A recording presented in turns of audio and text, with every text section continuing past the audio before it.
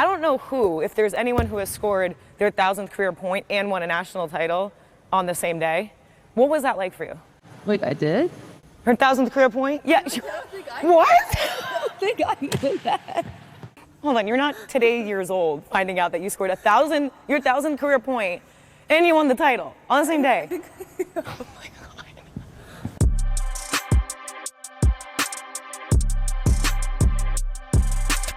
What's up, everyone? On this edition of Hoopin, we got the national champ, most outstanding player of the year. Oh, and she's a professional podcaster.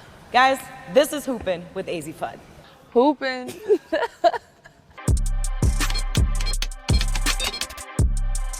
Like, you've had a really busy summer between Steph Curry's camp in China. Like, what was that like? That was nuts. That was insane. That was like nothing I've ever done before, experienced before. But yeah, I feel like I lived 5 different lives this summer with everything that I did. I did some incredible things, but that was one of the coolest things. Just being across the world, a country I've never been to. I mean, being there with Steph was like he's a celebrity, but seeing him in that light was unreal. And then having people in China know who I was a surreal moment in trip. Yeah, I mean, it's one thing when you have your UConn, Connecticut presence, right? And it's another thing to go across the whole world and to see all these kids, fans, adults, like, just lose their mind, starstruck when you walk by. When you're building a relationship like with Steph, was it so different than what you've seen and known him to be, being kind of like maybe a fan? Now you have like an actual relationship with him? Yeah, I mean, I think that's the coolest thing about Steph is that he's been the same throughout, like, when I first met him to now that we are closer and I know him a little bit better. Like, he's the same person, genuine, like, everything you see on social media, online, that's exactly how he is. And so that's something that I love about him and look up to about him. New York Fashion Week, what was that like? We had a blast. I mean, we went to 2 shows together, and then I went to another one on my own. Went to Kids Cooper, Alex and Olivia. We didn't dress up with her. Like, we switched outfits a couple of times. It was so funny. Getting to, like, get your hair done, get your makeup done. Yeah. It was a great time. Do you feel like the outfit game, even just watching, like, look, the WNBA, watching college hoops, the fashion, and NBA and men's ball, the fashion part of it has really grown. And I've seen you come up with some fire fits. Are you kind of jumping into that world? Do you like the fashion side of it? Do you look at that as kind of like a, not side job, but a little added layer to the whole basketball life? It definitely is an added layer, and I've started to love it. At first I was like, I don't know about this, but I feel like... You're like, oh shoot, wait a minute, I got it. Exactly. This last year has been a lot of fun because it's just another way to kind of show who you are, to experiment with things. So I really enjoy the process of finding my style, what I like. Like, I haven't worn a skirt since high school when it was my school uniform, and this past summer I've worn like 5 skirts. I'm like, who am I? So I've had a lot of fun just experimenting, trying new styles, different things. Are you like looking on Instagram and be like, oh, okay, we can mix this with this, like trying new ideas? That's where I'm like starting to get there. Okay. I'm working with different stylists, and I'm like, listen, I am still new to this. Like, I trust you guys. Like, you have a sense of what I like. I want to try new things. Like, go for it. So the next step will be me putting things together. Okay. Do you have a stylist? I'm so fascinated. I've worked with, I think, 3 different stylists. Cool. So just testing. Okay. All right. So we'll keep our eyes out to see like what evolves throughout the season. Let's go into last year because you balled. I mean, winning the championship, but not only did you win, the way you did it. Like, last year you were averaging 13.6 points per game, and then in tournament play you cranked it up to 17 point whatever. In the final game, you scored 20 plus points, you get boards, assists, steals, and you scored your 1,000th career point. Which, by the way, I'm gonna research this. I don't know if there's anyone who has scored their 1,000th career point and won a national title on the same day. What was that like for you? Wait, I did? Her 1,000th career point? Yeah. I don't think I what? I don't think I did that. Cut the tape. You did it? What? You're looking.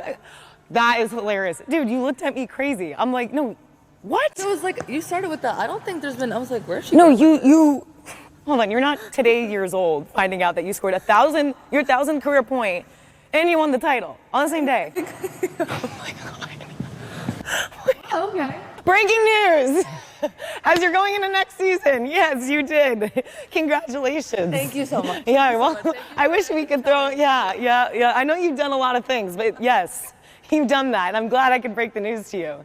So now that you're just finding out, how does it feel? That's really cool. I mean, that is a really cool fact to add on to that. Well, that's a big accomplishment. Not many people, if anyone, has done that. No idea. But take me to last year. This is great. Last year of just being able to crank it up a notch and score the way you did. What was your mentality like? I think my mentality was just to be aggressive. I mean, like starting the year, I was so excited just to play again, and then got a little tweak in my knee, and then it was like a little rocky. Yeah. I was like trying to figure it out. I was a little nervous, a little unsure questioning about my body's ability, like could I come back? All those doubts were creeping in. So trying to find my way through that, which I think I did a pretty good job of. But then by the end of the season, it was like, okay, this is my last time playing with these seniors, with Caitlin, Aubrey, and Paige. So, and it's exactly my teams. Like, we got to go out, got to give it our all. My mindset was got to be aggressive, and like, yes, I want to play well for myself, but I really want to play well for my team. Do well for them.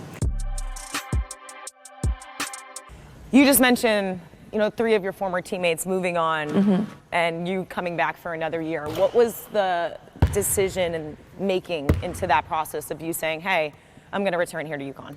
Yeah, well, I had a talk with Coach, talked with my family, and it really came down to I didn't think I was ready. I think I needed another year here, another full year of being healthy, work on my game, just evolve my game. Like I said, emphasis on that. I haven't really had a healthy year yet, so to have a full healthy year under my belt before I'm thrown in to a brand new environment where I'm the low man on the totem pole again. So I thought that one more year here would only help me, one more year in this program with my teammates, with the best coaches to learn, to keep developing. So I'm really excited for what this year still holds. Yeah, when, even last year in regionals when it may have been tough and then you continue to stick through it, even with your season-ending injury your junior year, how were you able to not only persevere and come back the way you did, but really put a stamp on it and dominate? Like, take me through your mentality, because that's not easy to do when the doubt may creep in.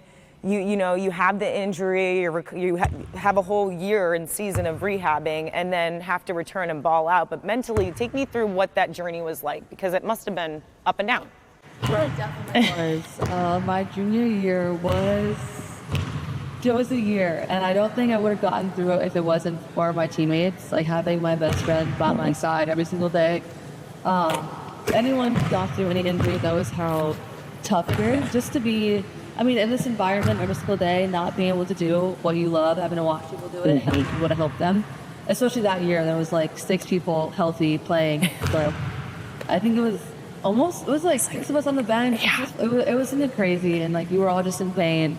So being able to have, as bad as it sounds, have like some of your teammates out with you, being able to go through that struggle, those rehab days with someone else by your side, like I feel like it not only makes the process easier, but also makes you guys grow closer. So like that bond that I have with my teammates now is unmatched, and I'm grateful. Why are you guys so much closer, in my opinion, than maybe some other teams?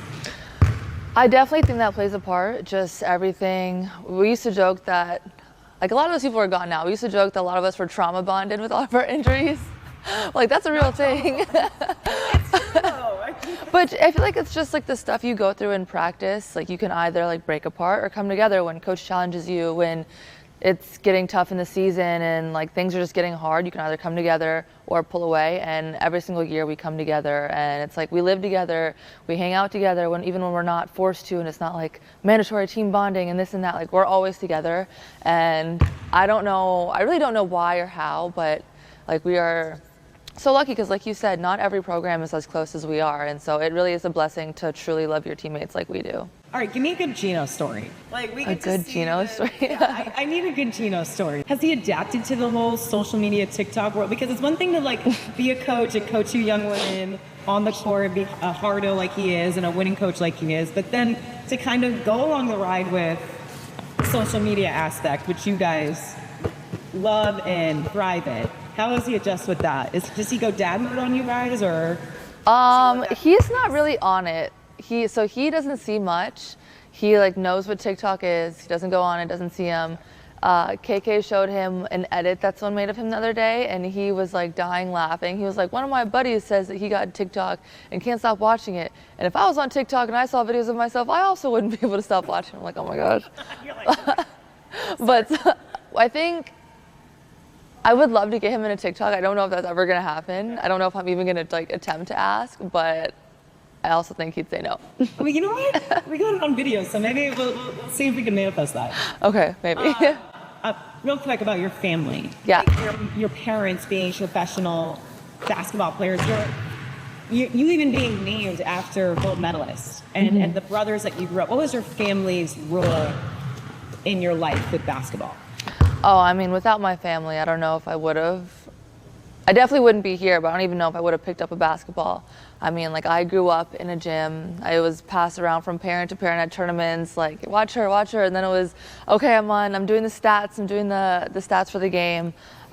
So. You were doing stats? Like. When I was younger, yeah. We had AAU tournaments. I'm like doing the stats. Like, most kids would find that very boring, but no, you loved it. I mean, yeah, but then it was like, you can only run around the gym so many like times, you know? So. Very creative at a young age. I didn't have many choices.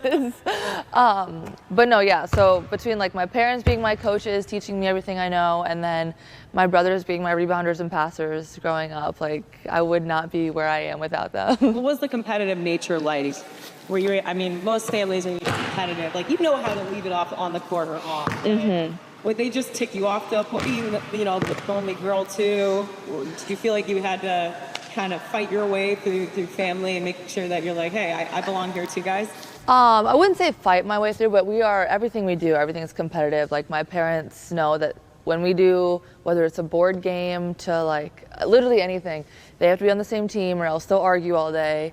My brothers and I, we fight all the time. It's just constant. Like, someone like, it doesn't, and there's always trash talk. It's like, guys, it's like, it's a card game. Why are we arguing over this? There's always someone's always cheating. It's nonstop in my house. It's like spades and then on steroids. Exactly. I thought it was like, oh, let's do a cute family bonding. Yeah, like, let's have fun tonight. No. I'm not talking to you for the rest of the month.